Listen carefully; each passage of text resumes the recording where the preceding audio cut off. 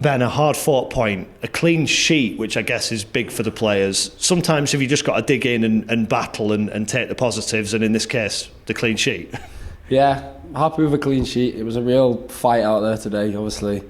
I don't know what you could tell watching it, but it was on the pitch, it was dead windy.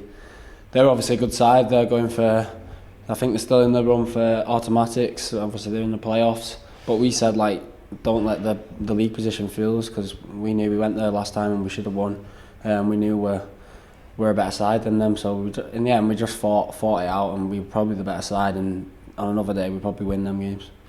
There weren't many chances in the game. I suppose that's partly the conditions, as you talked about, but also partly testament to the two teams and cancelling each other out. How much confidence do you take from the clean sheet? No, I think you take a lot of confidence from the clean sheet, especially against the side that's up there. You can't complain with a clean sheet, obviously. Radek's buzzing with it. Obviously, that's his job. The centre half, the full backs, me and the midfielders. It's everyone's job to keep clean sheet, and you can't. If we'd have switched off and we hadn't focused and we conceded a goal, we'd have probably lost the game, because it was one of them games that one goal would have probably decided it. And obviously today, no goals were scored, but for us, no goals conceded as well, so that's positive that we take. How pleasing for you is it personally to be back in the starting 11? Oh, I'm buzzing. Obviously, everyone wants to play. You've got to respect what the gaffer does. When he doesn't play you just got to work hard, keep doing what you do to get back in the team. I think when I've come on, I've really shown to him that I want to play, and I want to keep getting in the team every week, and he's put me back in, and obviously we've got a point, something that we've not done for the last few games, so hopefully we can build on it now for Tuesday. And I think for the first time in a long time, there are options there, aren't they? There are substitutes who can come in and change the game that aren't, young players. There's experience coming back from injury. Is it as hard as it's ever been to get in that starting 11 at the moment? Yeah, you could say that. Like you say, we've had that many injuries this year.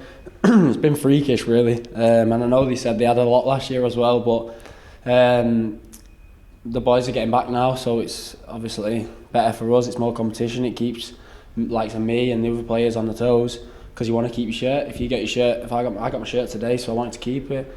I like to think I've done that, but obviously respect whatever John does.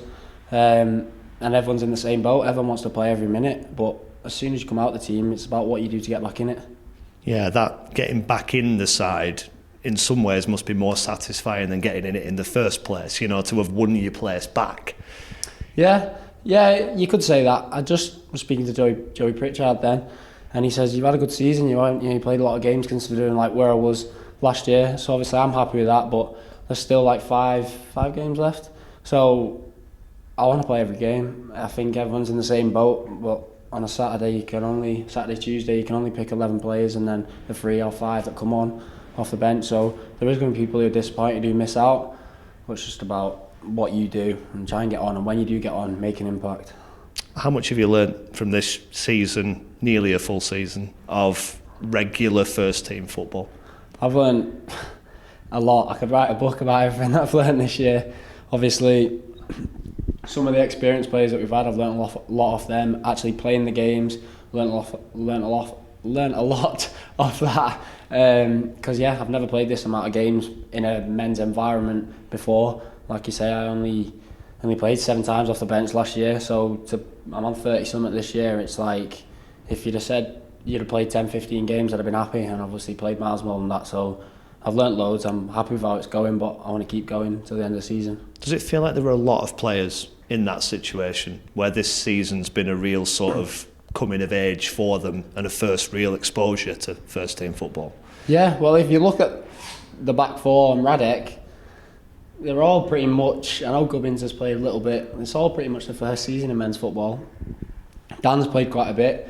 Obviously I had last year and didn't really kick off how I would have liked it to kick off, and then you've obviously got a bit of experience up front with you, like Wally, Jack, Tommy. But there's a lot of players that have had to step up this year. When they've got the chance, they've had to take it, because we've been relying on, because we've not really had much else. So I'm proud of how the boys have handled it this year. I mean, the quality in the side, we could be a bit higher up the table, but with the amount of injuries we've had, you can't really complain. But when the lads have been asked upon, they've been brilliant. And you've got the long trip to Newport in midweek, long time on the coach. How keen are you to build on a point and a clean sheet and go there and get all 3? Yeah, massive. Like I said before, like a point and a clean sheet against a side that's up there in the playoffs, like you can't really ask for much more. We'd like to have won the game, but we'll take that point down to Newport and hopefully we get a good result on the road. As like you say, it's a long journey.